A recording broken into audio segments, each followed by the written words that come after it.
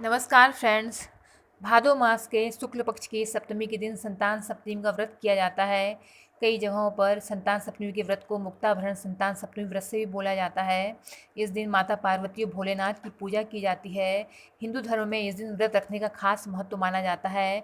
मान्यताओं के अनुसार कहा जाता है कि इस दिन व्रत रखने व विधि पूर्वक शिव पार्वती की पूजा करने से निसंतान महिलाओं को संतान सुख का वरदान मिलता है। साथ ही उन्हें महादेव और माँ पार्वती के आशीर्वाद से कार्तिकेय और श्री गणेश जैसी तेजस्वी संतान की प्राप्ति होती है।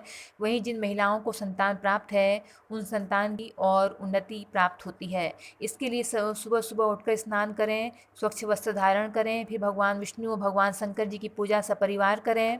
फिर निराहार सप्तमी व्रत का संकल्प लें। दोपहर में चौक पूर कर चंदन अक्षत धूप दीप नैवेद्य सुपारी नारियल से भगवान शंकर और माँ पार्वती की पूजा करें। सप्तमी तिथि के व्रत में नैवेद्य के रूप में खीर पूरी और गुड़ के पुए बनाए जाते हैं। संतान की रक्षा की कामना करते हुए शिव जी को कलावा चढ़ाएं और बाद में इसे खुद धारण करें। इसमें 7 गांठों वाला शिव जी को कलावा चढ़ाया जाता है और इसके बाद व्रत कथा सुने। व्रत कथा इस तरह है कि एक बार श्री कृष्ण ने युधिष्ठिर को बताया कि किसी समय मथुरा में लोमस ऋषि आए। मेरे माता पिता देवकी व वसुदेव ने उनकी सेवा की। ऋषि ने कंस द्वारा मारे गए पुत्रों के शोक से उबरने के लिए उन्हें संतान सप्तमी व्रत करने को कहा और व्रत कथा बताई। उसके अनुसार नहुष अयोध्यापुरी का प्रतापी राजा था। पत्नी का नाम चंद्रमुखी था। उसके राज्य में विष्णु दत्त नामक ब्राह्मण रहता था। उसकी पत्नी का नाम रूपवती था। रानी चंद्रमुखी और रूपवती में घनिष्ठ प्रेम था। एक दिन वे दोनों सरयू में स्नान करने गईं। वहाँ अन्य स्त्रियां भी स्नान कर रही थीं। उन स्त्रियों ने वहीं पार्वती शिव की प्रतिमा बनाकर विधि पूर्वक पूजन किया।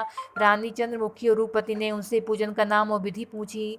उन स्त्रियों में से एक ने बताया कि ये व्रत संतान देने वाला है। उस व्रत की बात सुनकर दोनों सखियों ने भी जीवन पर्यंत इस व्रत को करने का संकल्प लिया और शिव जी के नाम का डोरा बांध लिया। घर पहुंचने पर संकल्प भूल गई।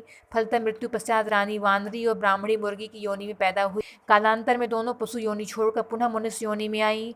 चंद्रमुखी मथुरा के राजा पृथ्वीनाथ की रानी बनी और रूपवती ने फिर ब्राह्मण के घर जन्म लिया।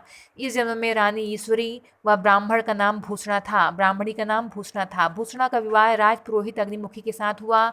इस जन्म में दोनों में बड़ा प्रेम हो गया। व्रत भूलने के कारण रानी इस जन्म में भी संतान सुख से वंचित रही। भूषणा ने व्रत को याद रखा। उसके गर्भ से 8 सुंदर स्वस्थ पुत्रों ने जन्म लिया। रानी ईश्वरी के पुत्र शोक की संवेदना लिए एक दिन भूषणा उससे मिलने गई।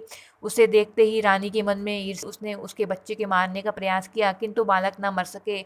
उसने भूषणा को बुलाकर सारी बात बताई। फिर क्षमा याचना करके उससे पूछा, किस कारण तुम्हारे बच्चे नहीं मर पाए। भूषणा ने उसे पूर्व जन्म की बात स्मरण करवाई और उसी के प्रभाव से आप मेरे पुत्रों को चाहकर भी न मरवा सकी। यह सुनकर रानी ईश्वरी ने विधि पूर्वक संतान सुख देने वाला मुक्ताभरण व्रत रखा। व्रत के प्रभाव से रानी पुनः गर्भवती हो गई और एक सुंदर बालक को जन्म दिया। उसी समय से पुत्र प्राप्ति और संतान की रक्षा के लिए यह व्रत प्रचलित है। इसमें व्रतधारी महिलाएं पूजा करके पश्चात मीठे पुए का सेवन करके व्रत खोलती हैं और चांदी की चूड़ी संतान की सुरक्षा मंगल कामना को लेकर धारण करती हैं। अगर आपको ये वीडियो अच्छा लगे तो आप लाइक कर दीजिएगा और शेयर कर दीजिएगा। अगर आपने मेरा चैनल अभी तक सब्सक्राइब नहीं किया है तो प्लीज़ सब्सक्राइब कर लें और कमेंट्स ज़रूर करें कैसा लगा। धन्यवाद।